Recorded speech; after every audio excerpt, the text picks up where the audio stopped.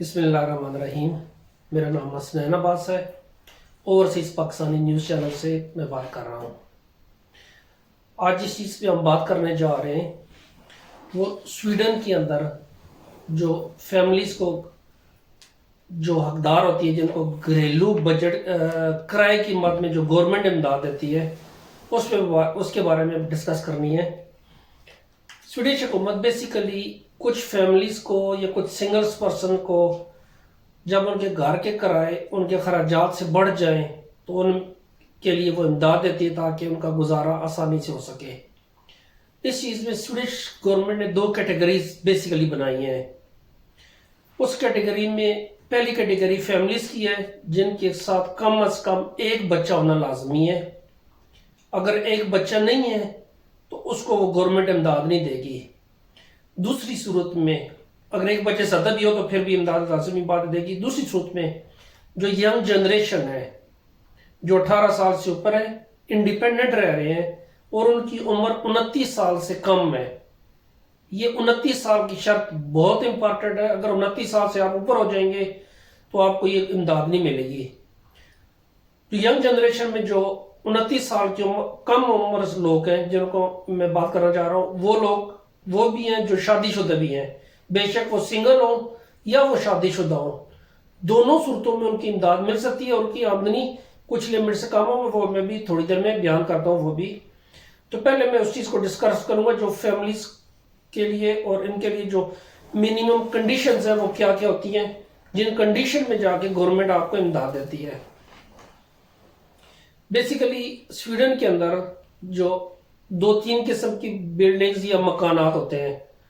आपके पास किराए के मकान है, आपके पास अपना ज़ाती मकान है। ज़ाती मकान एक बिल्डिंग के अंदर है जहाँ पे बिल्डिंग के खर्चात हैं। ज़ाती मकान आपका बंगला या विला की सूरत में है जिसके खर्चात आप किसी को पे नहीं करते, आप खुद करते हैं उनके मेंटेनेंस के खर्चात। जबकि आप बिल्डिंग के अंदर जब होते हैं जहाँ पे 50-100 अपार्टमेंट्स होते हैं तो जाहिर बात है आपको उसमें सरचार्ज देना पड़ता है बिल्डिंग के मेंटेनेंस का, बिजली का, लिफ्ट का खर्चा, सारा कुछ मिला के। तो उनमें गवर्नमेंट की अलग अलग उन्होंने कैटेगरीज बना के उसमें आपको इमदाद देती है। आपका मकान जाती हो या किराए पे हो, जिस सूरत में भी हो, उसका जो मंथली जो खर्चा हो वो कम से कम 1400 क्राउन से ज्यादा हो, फिर आपको गवर्नमेंट इमदाद देगी, वरना उसके कम में इमदाद गवर्नमेंट आपको नहीं देगी। लेकिन अगर आपका मकान किराए पे हो तो जाहिर बात है वो 1400 किराए पे मकान का कोई नहीं होता। मैं स्वीडिश क्राउन की बात कर रहा हूँ, यूरो की बात नहीं कर रहा। 1400 क्राउन का मतलब 140 यूरो। तो अगर किराया 8000, 10,000, 12,000 जितने भी आपकी रिक्वायरमेंट है आपके घर के स्क्वायर मीटर के हिसाब से, उसके हिसाब से गवर्नमेंट आपको इमदाद देती है। तो ये डिपेंड करता है आपके घर का खर्चा कितना आ रहा है। मैं खाने पीने की नहीं, घर की बात कर रहा हूँ, किराया या उसके सरचार्जेस और सारा कुछ। आपकी आमदनी कितनी है, आपके बच्चे कितने हैं और आप कितना स्क्वायर मीटर में आप रह रहे हैं। आप ये नहीं कह सकते कि मैं 50 स्क्वायर मीटर के मकान में रह रहा हूं और मेरा किराया 15,000 है। जाहिर बात है वो चीज एक्सेप्टेबल नहीं है। उसको कैलकुलेट करने का जो तरीका मैं अभी आपको बता रहा था कि सबसे बेसिक चीज डिपेंड करता है कि आपकी आमदनी कितनी है। अगर आपकी आमदनी सर्टेन लिमिट से ज्यादा है तो गवर्नमेंट आपको इमदाद नहीं देगी।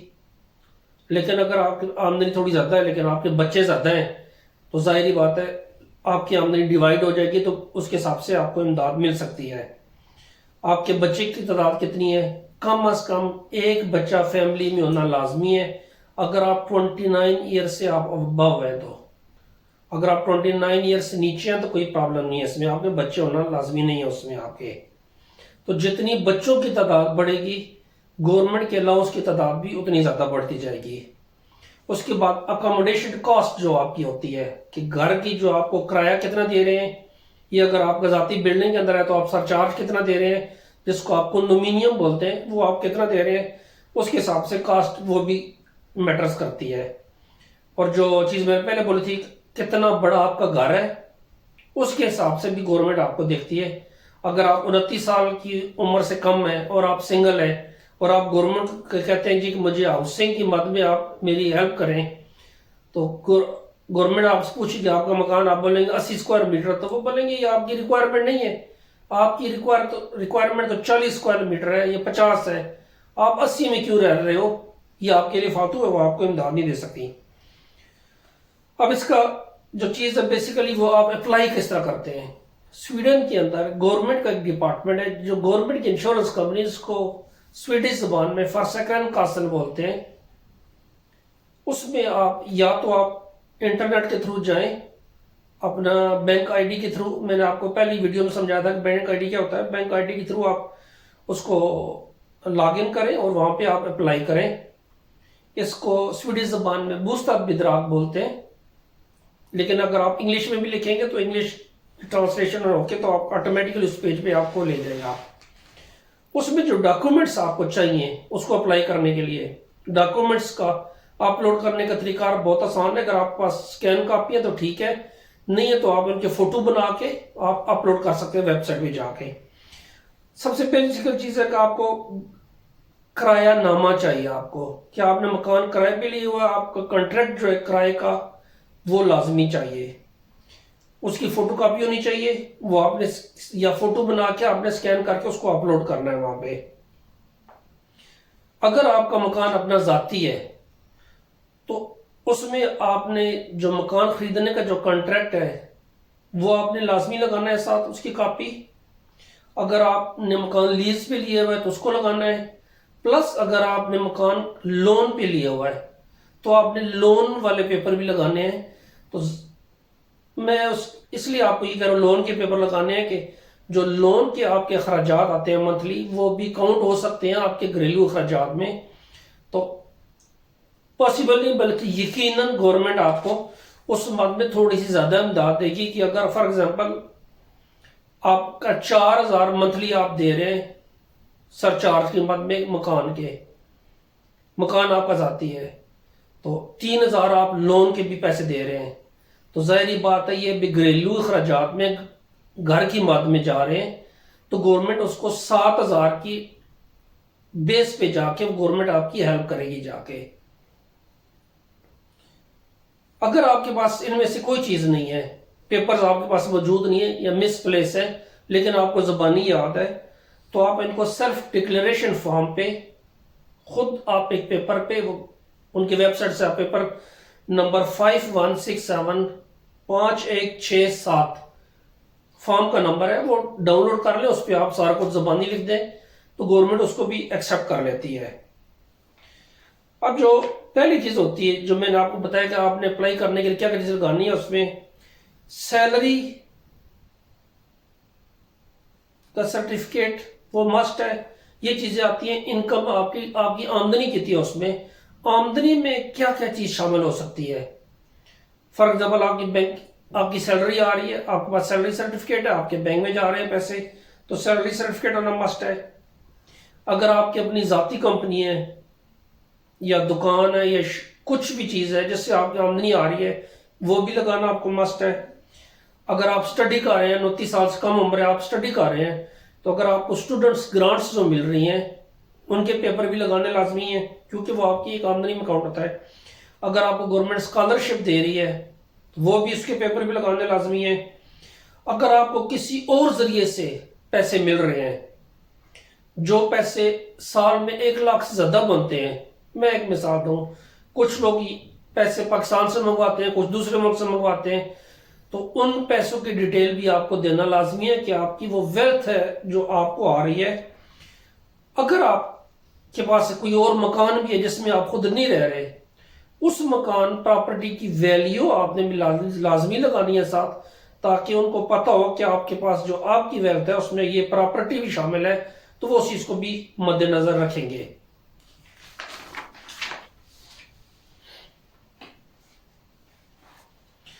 जैसे कि मैंने पहले बताया कि आप सिंगल भी हैं लेकिन 29 साल से कम है तो आपको ये मिल सकती है, और उसमें आपको बच्चों की जरूरत नहीं है। अगर आप शादीशुदा हैं और 29 साल से कम उम्र है तो फिर भी आपको इमदाद मिल सकती है। तो अगर 29 साल से ज्यादा है तो फिर अगर बच्चे होंगे तो मिलेगी, नहीं है तो नहीं मिलेगी।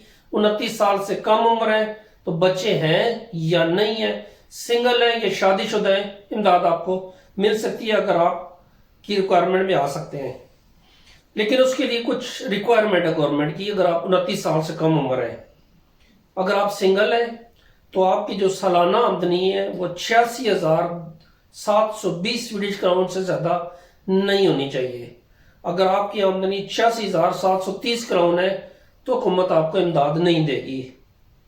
अगर आप मैरिड है और 29 साल से कम उम्र के हैं, तो आपकी जो दोनों की आमदनी 1,03,720 क्राउन से ज़्यादा नहीं होनी चाहिए। अगर इससे एक्सीड करेगी तो आपको इमदाद नहीं मिल सकती। हाँ, अगर आपके बच्चे होंगे तो फिर वो एक डिफरेंट ऑप्शन है, उसमें आपको इमदाद मिल सकती है। जो चीज़ आती है बूढ़े लोग जो सिंगल रह जाते हैं, तो उनको जो ये इमदाद है, क्योंकि वो काम कर नहीं करते, उनको पेंशन वाला जो महकमा है वो उनको ये इमदाद दे सकता है। अब जो कुछ लोगों के पास ये चीज़ होती है कि मकान वो डायरेक्ट कंपनी से नहीं लिया होता किराए का, वो जिस तरह हम स्टूडेंट में कहते हैं उसको सेकेंड हैंड कॉन्ट्रैक्ट, कि मैंने अपना एक मकान कंपनी से लिया, मैंने आगे एक एक्स आदमी को ये मकान किराए पे दे दिया, किराए पे मैंने कंपनी से मकान किराए पे लिया हुआ है, मैंने आगे से मकान को किसी और को दे दिया, तो जो मैं दे रहा हूं किसी को वो सेकेंड हैंड कॉन्ट्रैक्ट है। सेकेंड हैंड कॉन्ट्रैक्ट में भी आप इमदाद ले सकते हैं, लेकिन उसकी शर्त यह है कि मैंने जिस कंपनी से यह मकान लिया हुआ है, मैं उस कंपनी से बोलूंगा कि मैं इस आदमी को मकान किराए पे दे रहा हूं, वो कंपनी अटेस्ट सर्टिफाई करेगी इस चीज को कि ठीक है आप इसको मकान दे सकते हैं, आपको परमिशन है इस चीज की, तब जो एक्स आदमी है उसको इमदाद मिल सकती है। अदरवाइज वो इस चीज पे इमदाद नहीं ले सकता, क्योंकि वो जो किराया नामा है, जो उसके पास कॉन्ट्रैक्ट है, वो रेगुलर नहीं है। बेसिक जो मालिक मकान है या जो कंपनी है जिससे मैंने लिया हुआ है, उसके साथ मायदे में ये चीज शामिल नहीं है।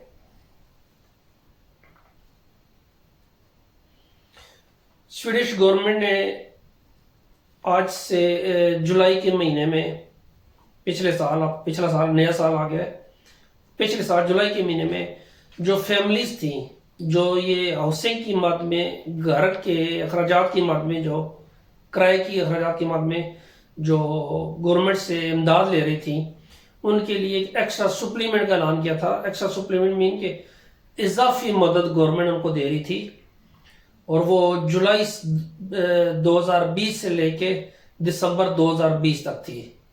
अभी गवर्नमेंट ने इस मद में और ज़्यादा फाइनेंस अभी अप्रूव नहीं किए, होपफुली कि वो भी अप्रूव हो जाएंगे, तो वो भी ऑटोमेटिकली आपको मिलने शुरू हो जाएंगे। अगर आपने अप्लाई इस एक्स्ट्रा सप्लीमेंट इजाफी जो मदद है, इसके लिए आपको अप्लाई करने की ज़रूरत नहीं है।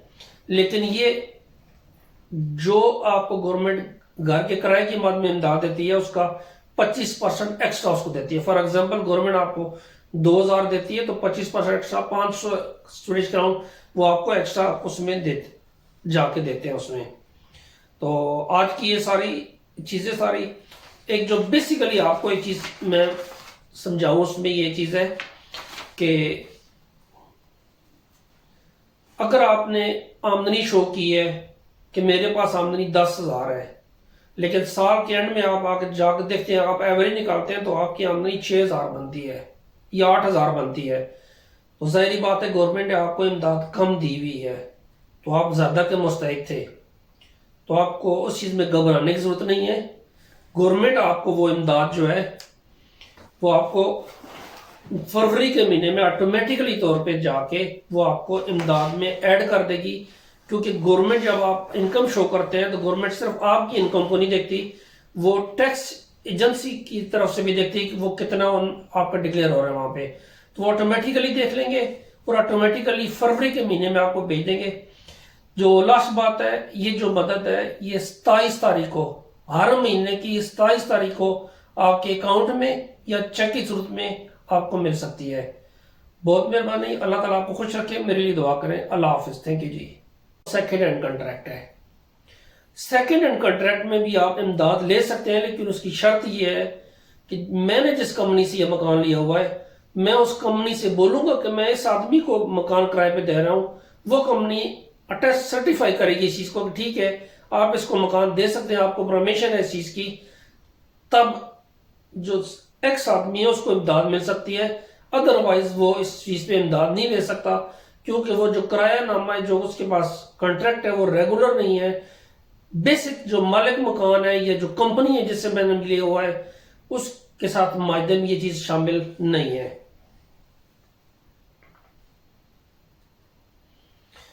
स्वीडिश गवर्नमेंट ने आज से जुलाई के महीने में, पिछला साल नया साल आ गया है, पिछले साल जुलाई के महीने में जो फैमिलीज थी, जो ये हाउसिंग की मद में, घर के अखराजात की मद में, जो किराए की अखराजात की मद में जो गवर्नमेंट से इमदाद ले रही थी, उनके लिए एक एक्स्ट्रा सुप्लीमेंट का ऐलान किया था। एक्स्ट्रा सुप्लीमेंट मीन के इजाफी मदद गवर्नमेंट उनको दे रही थी, और वो जुलाई 2020 से लेके दिसंबर 2020 तक थी। अभी गवर्नमेंट ने इस बात में और ज़्यादा फाइनेंस अभी अप्रूव नहीं किए। होपफुली कि वो भी अप्रूव हो जाएंगे तो वो भी ऑटोमेटिकली आपको मिलने शुरू हो जाएंगे। अगर आपने अप्लाई इस एक्स्ट्रा सप्लीमेंट इजाफी जो मदद है, इसके लिए आपको अप्लाई करने की ज़रूरत नहीं है। लेकिन ये जो आपको गवर्नमेंट घर के किराए की मद में इमदाद देती है, उसका 25% एक्स्ट्रा उसको देती है। फॉर एग्जांपल गवर्नमेंट आपको 2000 देती है तो 25% एक्स्ट्रा 500 स्टूडेंट क्राउन वो आपको एक्स्ट्रा उसमें जाके देते हैं उसमें। तो आज की ये सारी चीज़ें सारी एक जो बेसिकली आपको एक चीज़ मैं समझाऊं, उसमें ये चीज़ है कि अगर आपने आमदनी शो की है कि मेरे पास आमदनी 10,000 है, लेकिन साल के एंड में आप आके जाकर देखते हैं, आप एवरेज निकालते हैं तो आपकी आमदनी 6,000 बनती है या 8,000 बनती है, तो जाहिर बात है गवर्नमेंट ने आपको इमदाद कम दी हुई है, तो आप ज़्यादा के मुस्तहिक थे, तो आपको उस चीज़ में घबराने की ज़रूरत नहीं है। गवर्नमेंट आपको वो इमदाद जो है वो आपको फरवरी के महीने में ऑटोमेटिकली तौर पे जाके वो आपको इमदाद में ऐड कर देगी। क्योंकि गवर्नमेंट जब आप इनकम शो करते हैं तो गवर्नमेंट सिर्फ आपकी इनकम को नहीं देखती, वो टैक्स एजेंसी की तरफ से भी देखती है कि वो कितना आपका डिक्लेयर हो रहा है वहां पे, तो ऑटोमेटिक कितनी इमदाद आपको मिलेगी इसका डिपेंड करता है कि आपकी आमदनी कितनी है। आमदनी ज्यादा है तो आपको नहीं मिलेगी, आमदनी कम है तो सारी बात मिलेगी। जो दूसरी बात डिपेंड करती है वो आपके बच्चे कितने हैं। अगर आपका एक बच्चा है तो आपको थोड़ी कम, 2 बच्चे ज्यादा, जितना आपने घर में गुड़ डाला हुआ है ना उसके हिसाब से आपको इमदाद मिलना ज्यादा शुरू हो जाएगी। तीसरी बात अकोमोडेशन की कास्ट है, वो कितनी है। अगर आपके घर का किराया 6,000 तो जहरी बात है कुछ परसेंटेज में आपको मिलेगी। अगर आपके घर का किराया 10-12 हज़ार है तो आपको ज्यादा इमदाद मिलेगी क्योंकि आपके खर्चात बढ़ गए हैं। चौथी बात आपके घर का साइज कितना बड़ा है उसके हिसाब से मिलेगी। अगर आपके 7 बच्चे हैं और आप 15 कमरों के मकान में रह रहे हैं तो जाहिर बात है वो आपके लिए एक्स्ट्रा है। लेकिन आप 2 कमरों के मकान में रह रहे हैं तो गवर्नमेंट आपको कहेगी पहले आप अपना सूटेबल एक मकान लें बड़ा, जो आपकी फैमिली के हिसाब से आपको सूट करता हो, उसके मुताबिक आपको इमदाद दी जाएगी। इसलिए इमदाद फिक्स नहीं है कि कितनी आपको मिलनी है, 1000, 2000, 3000, 4000। ये 4 चीजों पे जो मैंने पहले आपको बयान किया उन पे डिपेंड करता है, उसके हिसाब से आपको। दूसरी चीज है इनकी आप वेबसाइट पे जाएं, फॉर सेकंड कास्ट डिपार्टमेंट का नाम है, उनकी वेबसाइट पे आप जाएं तो वहां पे एक पेज पे वो फार्मूला बना हुआ है, उसमें आपने अपनी आमदनी, बच्चे, घर का साइज, वो सारा कुछ डालेंगे तो ऑटोमेटिकली आपको पता चलेगा कि आपको कितनी इमदाद मिलनी है। और आपको पता चल जाएगा, आपने ये भी पता चल जाएगा कि आप अप्लाई करें या ना करें, वो आपका रिजल्ट आपके सामने आ जाता है उस चीज में। अगर आपको इमदाद नहीं मिलनी उधर ही आपको बता देगा नहीं है। फिर भी जब आप अप्लाई करते हैं तो गवर्नमेंट इसको 30 दिन का टाइम लेती है। 30 दिन के अंदर गवर्नमेंट आपको डिसीजन दे देती है ये चीज आपको मिलनी है। जो सबसे अहम चीज है गैर मुल्कियों के लिए, खास तौर पे उनके लिए जिनके पास स्वीडिश पासपोर्ट या पीआर अभी मौजूद स्वीडन के नहीं है, बराए मेहरबानी इस मदद के लिए अप्लाई ना करें। अगर आप अप्लाई करेंगे तो जब आप पीआर अप्लाई करने के लिए जाएंगे या स्वीडिश नेशनलिटी अप्लाई करेंगे तो वो कहेंगे जी आप यहाँ पे आए हुए काम करने के लिए और आप गवर्नमेंट से मदद लेके रह रहे हैं, इसका मतलब यहाँ पे स्वीडन में काम करने के आप एलिजिबल नहीं है, आप जिस काम के लिए आए वो काम आप पूरा नहीं कर सकते, हम आपको पीआर फिलहाल नहीं दे रहे। आपको फर्दर 5 साल के पेपर देंगी। आप अगले 5 साल में प्रूव करें कि आप बगैर इम्तिहान के स्टूडेंट में रह सकते हैं और अपने फैमिली को और अपने आप को मेंटेन रख सकते हैं। मैं दोबारा रिपीट करूं, अगर आपके पास पीआर नहीं है, स्वीडिश पासपोर्ट नहीं है, तो इस चक्कर में ना पड़े। ये मेरी प्लीज नसीहत याद रखिएगा और अपना ख्याल रखिएगा, मेरे लिए दुआ कीजिएगा और अल्लाह हाफिज। थैंक यू जी, शुक्रिया।